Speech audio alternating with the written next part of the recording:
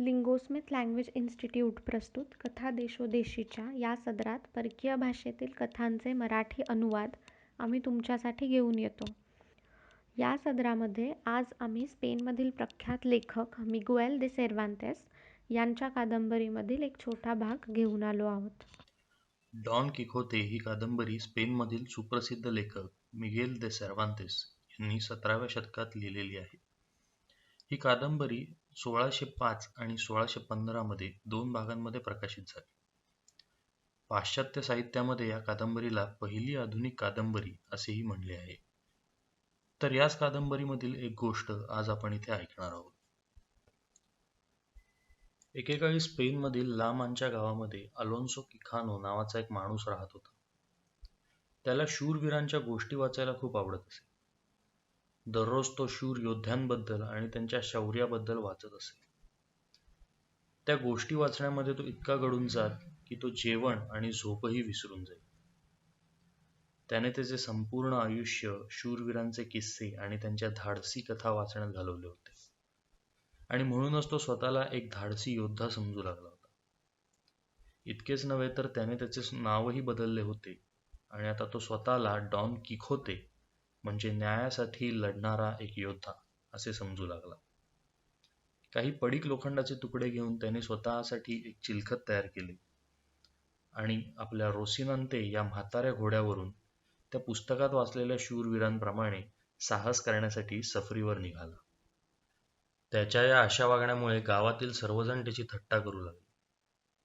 एके दिवशी त्याची पुतणी अंतोनिया त्याला म्हणाली की काल आकाशातून फ्रिस्तोन नावाचा एक जादूगार ड्रॅगनवर बसून आला आणि तुमच्याबद्दल असलेल्या तिरस्कारामुळे तुमची सगळी पुस्तकं एका पेटीत बंद करून घेऊन गेला. अंतोनियाने सांगितलेल्या फ्रिस्तोनचा शोध घेणं व्यर्थ असल्याचं अनेक लोकांनी त्याला सांगितलं, परंतु साहसवेड्या किखोतेनं फ्रिस्तोनचा शोध घेण्याचं ठरवलं. दुसऱ्याच दिवशी डॉन किखोते आपल्या सफरीवर निघाला आणि रस्त्यातच त्याला त्याच्या शेजारी राहत असणारा शेतकरी सांचो पान्झ भेटला.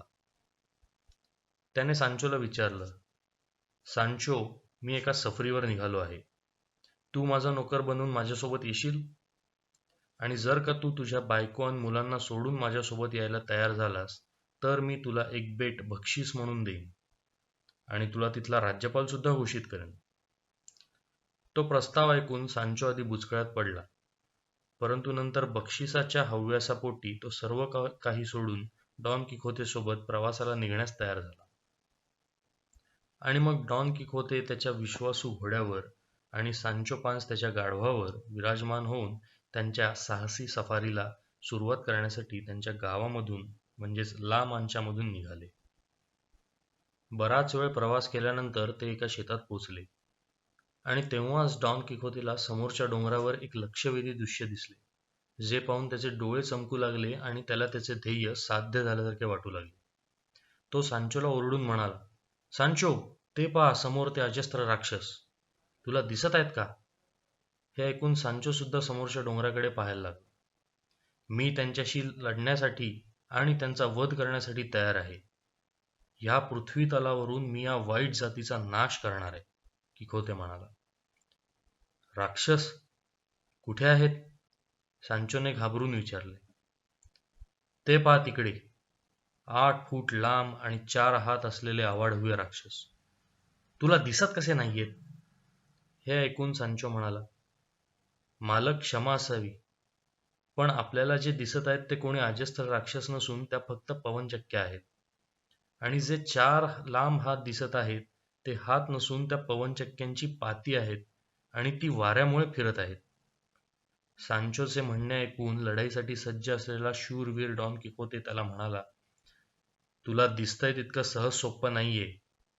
तुला या साहसाची कल्पना नाहीये.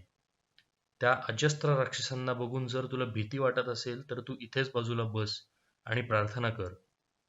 तोपर्यंत मी त्यांच्याशी लढून येतो.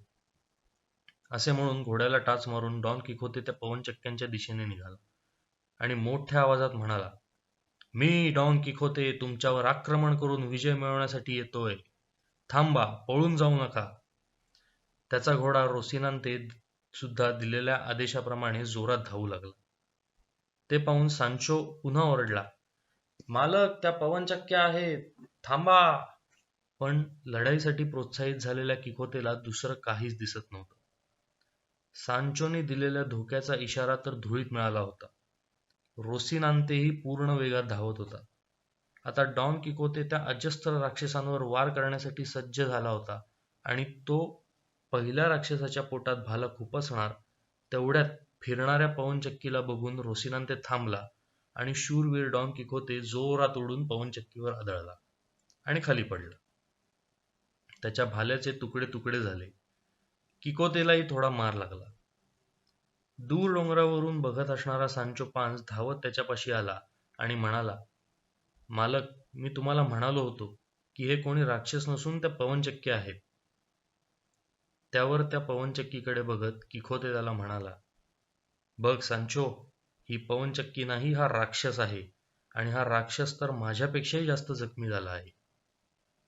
तो जादूगार फ्रिस्तोन, ज्याने माझी पुस्तकं चोरली, त्यांनीच या राक्षसाचे पवनचक्कीत रूपांतर केले आहे.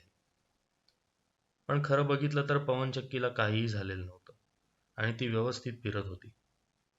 हे सगळं बघून बावचळलेल्या सांचो हुशारीने म्हणाला, तुमचं अगदी खरं आहे मालक. तुम्ही खरंच खूप शूर योद्धे आहात. तुम्ही या पवनचक्कीतल्या राक्षसावर विजय मिळवलात. जखमी डॉन किखोते आता आपल्या जखमांची अजिबात तक्रार करत नव्हता, कारण तो एक शूरवीर योद्धा होता. त्याच जखमी अवस्थेत डॉन किखोते आणि सांचो पान परतीच्या प्रवासाला निघाले. ला मांचामध्ये परत आल्यानंतर डॉन किखोते खूप आनंदी होता आणि आपण केलेल्या पराक्रमाचा त्याला गर्व देखील होता.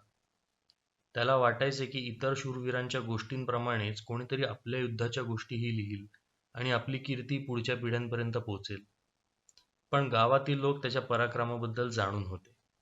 जेव्हा तो समोरून जाई तेव्हा शूरवीर योद्धे पुढे कुठल्या पराक्रमावर निघणार, आता कुठल्या राक्षसाला पराभूत करणार, असं विचारून हसत, तर काही लोक वेडा राजा डॉन किखोतेचा विजय असो असा त्याचा जय जयकारही करत. लोकांकडून होणाऱ्या त्या जय जयकाराला बघून किखोतेला अजून आनंद होई.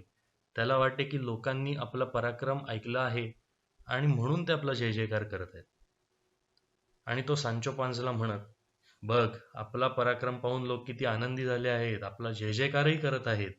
आता लवकरच पुढच्या पराक्रमासाठी निघायला हवे.